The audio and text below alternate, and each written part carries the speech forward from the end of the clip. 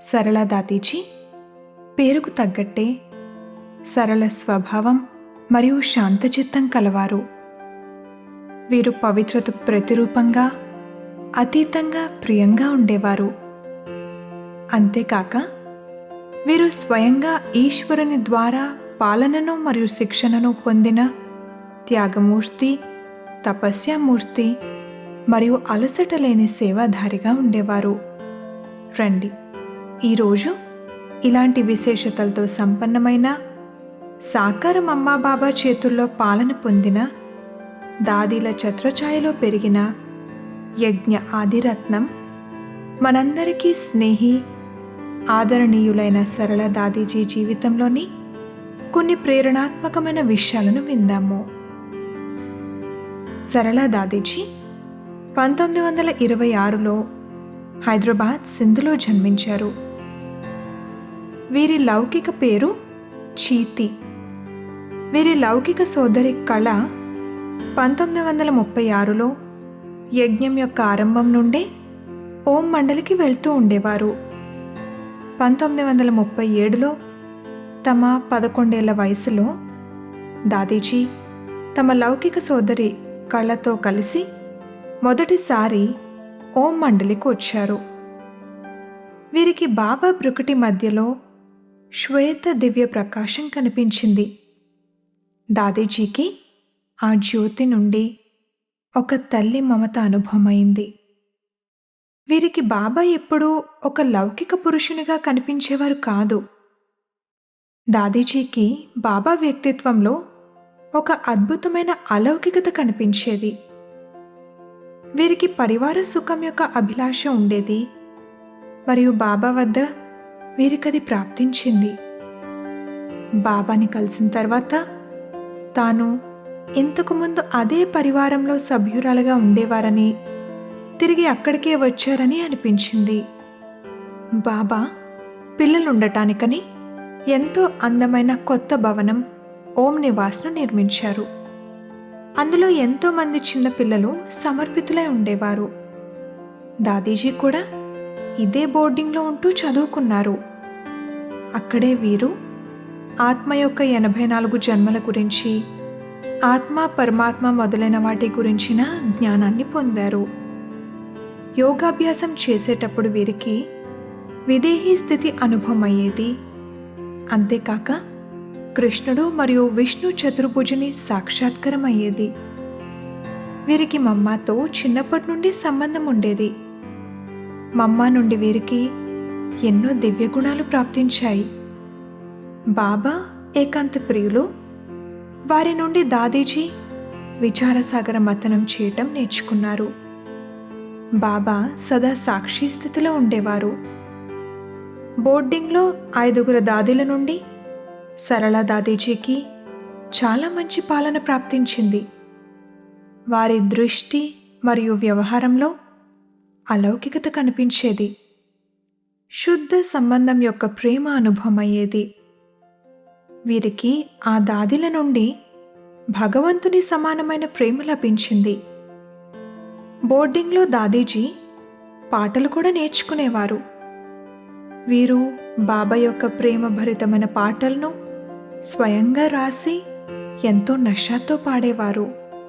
దాదీజీకి బాబా పట్ల, స్వయం పట్ల సంపూర్ణ నిశ్చయం ఉండేది.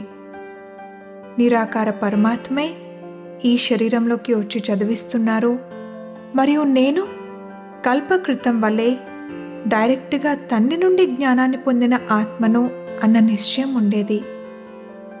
దాదీజీకి తానే కల్పకృతం యొక్క గోపిక అనే నిశ్చయం ఉండేది. आवो सखिया निज देश चले अब प्रभु ने ये संदेश सुनाया। आवो सखिया निज देश चले अब बाबा ने ये संदेश सुनाया। कीर्तन कामल आहा अति हर्षाया। आवो गोपियाँ निज देश चले अब, गोपी वल्लभ ने ये संदेश सुनाया। बाबा ने ये संदेश सुनाया। బాబాపై నిశ్చయం ఉండటం వలన బాబా నుండి సర్వ సంబంధాల నిశ్చయం మరియు అనుభవం అయ్యేది. మురళి వింటూ వింటూ ఓం ధ్వనిలో లీనమైనప్పుడు వీరికి లైట్ మైట్ యొక్క అనుభవం అయ్యేది.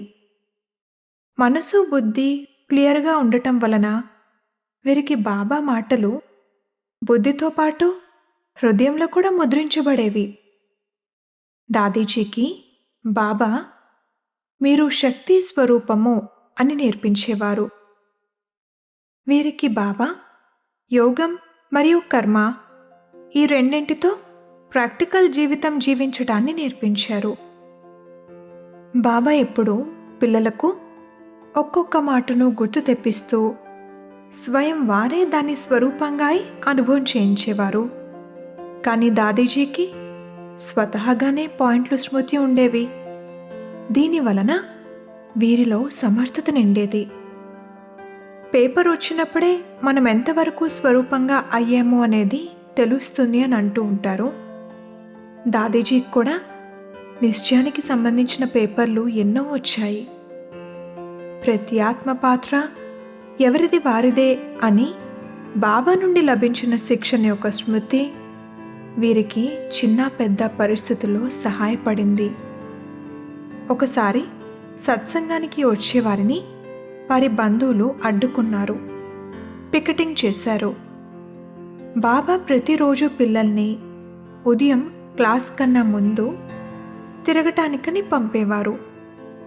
ఆ రోజు అలా తిరిగొచ్చే సమయానికి వారి బంధువులు క్లాస్లోకి వెళ్లకుండా అడ్డుకున్నారు. ఆ పిల్లల్లో దాదీజీ కూడా ఉన్నారు. ఆ పిల్లలు ఎండలో నిలబడి ఆకలి దప్పికలను తట్టుకుని వారిని ఎదుర్కొన్నారు.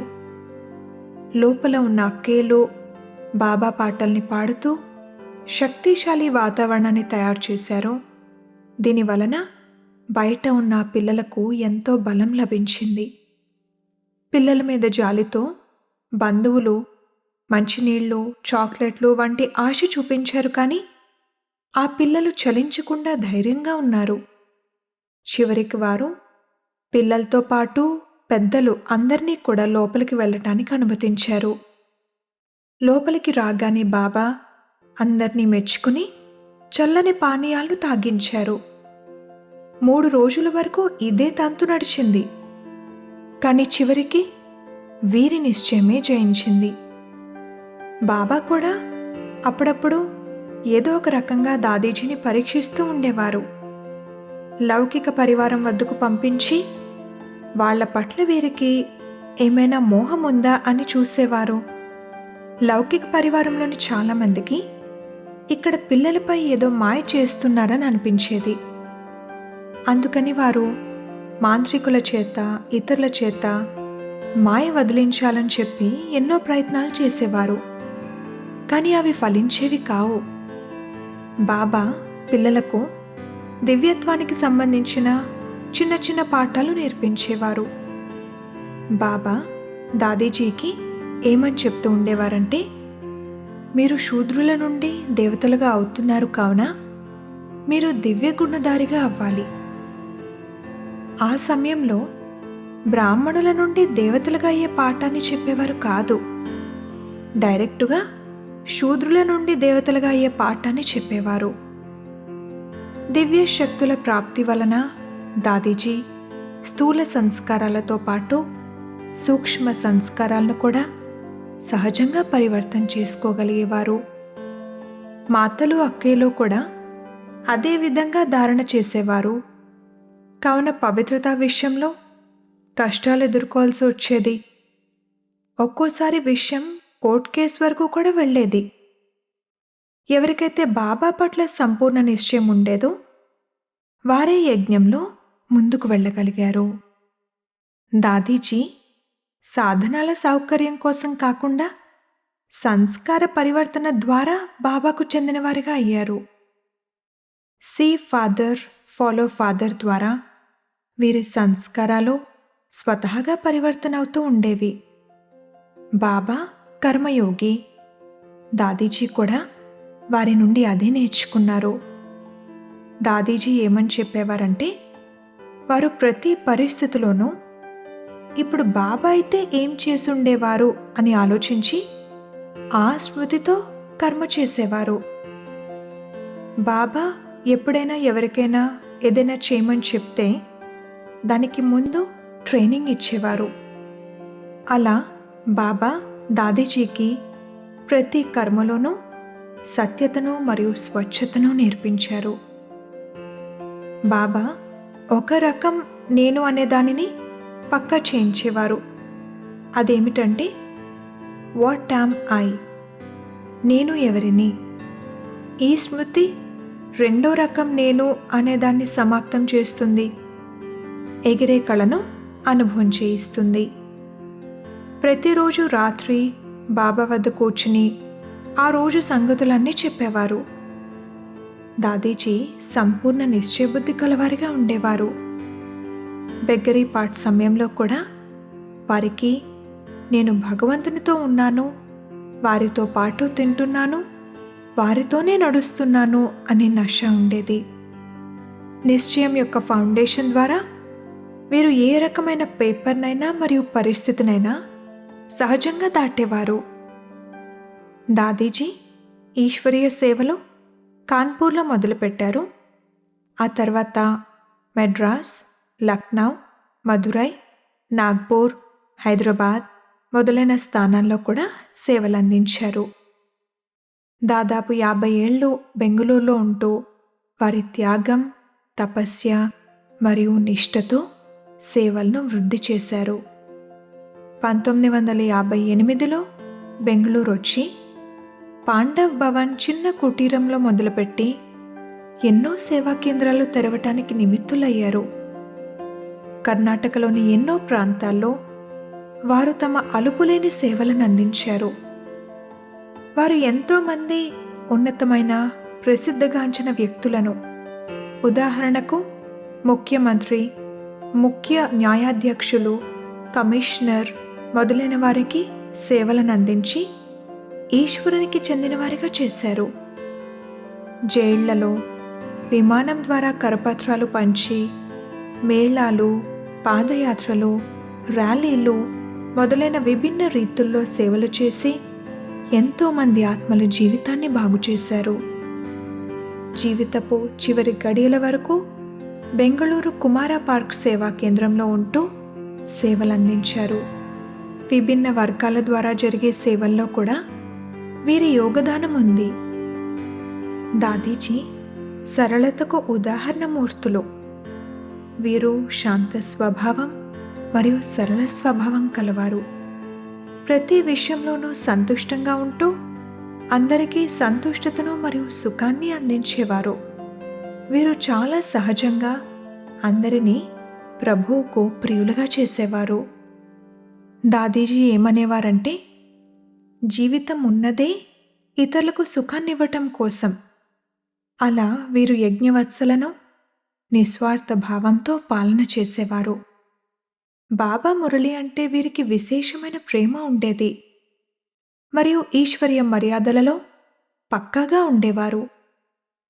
యజ్ఞవత్సలకు శ్మశాన యోగం, ఫరిష్తా స్వరూప యోగం మొదలైన అనేక రకాల యోగ బట్టీలతో లాభం చేకూర్చేవారు.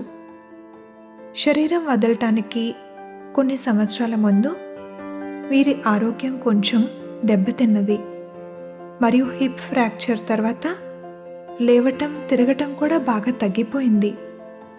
సెప్టెంబర్ 11, 2017న భౌతిక దేహాన్ని త్యజించి అవ్యక్త వతనవాసులయ్యారు. ఇటువంటి బాబా యొక్క అనన్య రత్నం ఈశ్వర్య పాలనలో పెరిగిన, సర్వులకు సుఖాన్ని పంచే మహాదాని, మధుర భాషిని, అలసటలేని సేవాధారి, ప్రతి పరిస్థితిని సహజంగా దాటే సర్వస్నేహి సరళ దాదీజీకి వారి పుణ్యతిథిన భావపూరిత శ్రద్ధాంజలి.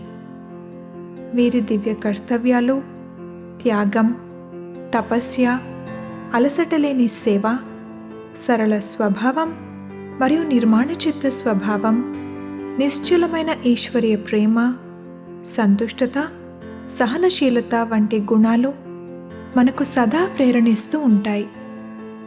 ఓం శాంతి.